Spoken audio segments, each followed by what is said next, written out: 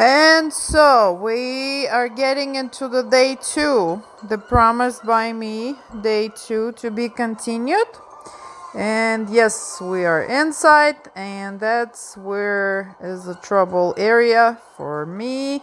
As you can see, day 2, there's not so many plants, but still, trust me, you will get something, especially for you. Look at that Vanda rack at the Cruel Smith. They're all beautiful, very healthy. My eye caught this beauty. You're gonna see the name in the middle. I have to tell you, I had to do my voice over the video because my friend with the vacuum did not do a good job for me. He was a wonderful man, but you know, vacuum is a vacuum. So let's take a look what Cruel Smith has for you. Wow, look at that one. How gorgeous is that? If anything, Cruel Smith will get you. And Cattleyas, if you love bibliophyllums, they always get something for you there that is more interesting. And this one is a little bit too much. I like when they're more of a natural looking. My Phalaenopsis, they're so fragrant. Love, love, love. Look at the quality of these plants. Leaves, so shiny. A bulldog and path section. And more Cattleyas. And a little bit of bulbophyllums. What's left? I can tell you first day it's all full. Just one novelty Phalaenopsis left, which could have been a problem because I always want to rescue the one single one, but you know, not this time. B and L orchids. This time I had an opportunity to take a really close look because usually I'm only seeing Bernard and his beautiful plants at Redland, but this time I had my chance. Look at these Renantheras. He loves growing them on these metal chicken coop fans, kinda. They make a tube out of it, connect the plants to it with zip ties or whatever you prefer. Stick that tube into the large bucket style pot, plastic or terracotta, your preference. I usually put the lava rocks. He uses here the chips, look like a palm chips or something like that, coconut chips, with something for drainage on the bottom, which could be peanuts, the styrofoam peanuts, or I use lava rock from up down. And here, look, this one has some lava rock. That's how I do it, and I'll show it to you in my next walkthrough. Or look here, there's nothing in there. The only thing you gotta make sure that you really secure that tube in there, that metal wire tube. See, this one has a styrofoam on the bottom, or maybe even white rocks. So, and what can you expect from BL orchids? You can always expect absolutely amazing quality of plants. Looked at this and could not walk away, so I got one of those babies in a version of a small seedling. He said that it should bloom by a year or two, like this, guys. For now, I'm gonna leave it on that little pot, and then we'll see what happens. Full sun. If you're not gonna put them in the full sun, they will be happy green, but they will not bloom. And we do want them to bloom. Right here also was a center of my attention, a miniature version of the Renanthera, so probably 4 times smaller. It's not tiny, but it's way smaller than the large usual Renanthera that we've seen a lot, and look how healthy they are.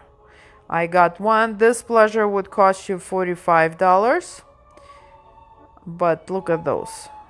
Oh my god. And there's so many flowers. There's a comparison with the big Renanthera over there. I'd say they're like 3 times smaller than, well, Renanthera doesn't have any limits of the height. So this is one of those Phalaenopsis that you've seen on display that I said was for sale. Humongous, absolutely breathtaking plant, and he was selling them for $55. And everybody get ready, Redland is on the way. It's happening in May. If you've never been there, please plan to attend. You need a long, like, couple of days at the best. Yeah, lots of different stuff at his booth.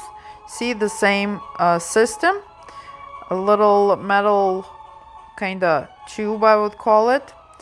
Lots of healthy Vandas. Those were really my favorites, but $65, so I had to wait until I'll get $65.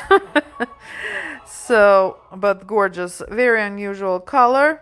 The tone of purple, deep purple, kind of ink purple, cannot even describe. Look at this beauty. Look how spotless the plants are. There's nothing on the leaves. Beautiful white roots. Really pleasant and happy plants. Look at the colors. Basically, when you get to his booth, all you need is money and self-control. Because if you have money, then keep that self-control out of that space. You will not regret anything you buy there, because look, big or small, look at that little beauty. Isn't that something?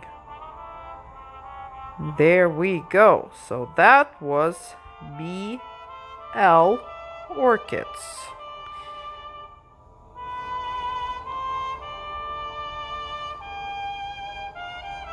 And raffle. The raffle table was absolutely beautiful. Lots of choices from all the vendors. Here's my favorite autumns. Also, not that it's easy to skip, I did get a beautiful little cattleya from them. On the top of everything wonderful, that little cattleya called My Valentine. I'll show it in my haul. Here we have EFG Georges. This time you see they're all standing there getting ready for the day outside. They didn't have many orchids. They had plants. I still have my Lycostes, are all from them from many years ago. Wonderful company, Beirut. I could not find out what kind these was. So there's no names on them. Oh, lots of different kind of stuff. They had couple of, this is their facility. One day I feel like I'm gonna be like that. And then that's all that's left from the Red Hawk, that beautiful second place. This Zygo, I had a plan to buy it. Never happened, probably because I didn't have time to get there. It's a very busy day for us as vendors. Met lots of you guys, some of the subscribers. It's an amazing feeling. And there's Sherry herself. So she was basically attacked by the shoppers, and she always has great prices and wonderful plants. So I'm not surprised. Here's a dedication to my Cymbidium fever. And here we are. This is Quest Orchids. Just a quick run around for you to see what was available. What did you miss? So you can plan maybe next year. The show always happens approximately the same time, 1 week before. Oops, 125. Yep. 1 week before Valentine's Day. Look at these Rhynchostylus and look at that lovely sticker of $125. Hi. We need to win the lottery, people. We win the lottery, we're gonna make lots of vendors happy. Here's my favorite Mac that I never can skip. Their stuff is amazing. They're wonderful people. Always will take their time and explain to you what and how needs to be grown. So I asked Bernard from B&L Orchid. Say again? It used to be called Orides mitrata, but now called Silent Phoenicia mitrata. Change the identity for some reason. Spikes. Yeah, about this long off. White flowers with purple markings. Very fragrant. Cool. Super cool plant. Super. I call them onion orchids. They're really nice. Thank you so much.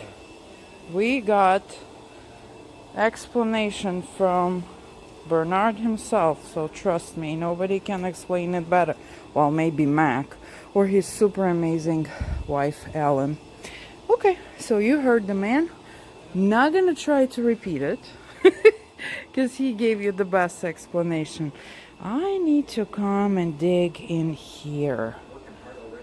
In here, I hear the voice of the man himself, Mr. Jim Roberts. Say good morning. He missed me. He only saw me like, what, 10 hours ago.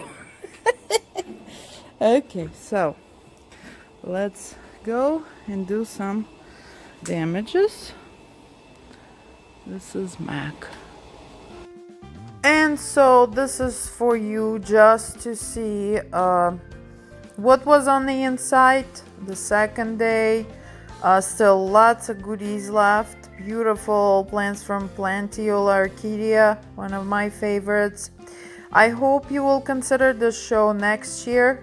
It's a beautiful show. Boca Raton Orchid Society did an amazing job. We're really welcomed, warm. We were taken care of, and I would love to come back, and I would suggest for you to come back and see the show in person. Beautiful displays, plants, and the raffle. Look at that beautiful piece from Just One More Orchid. You could have won it.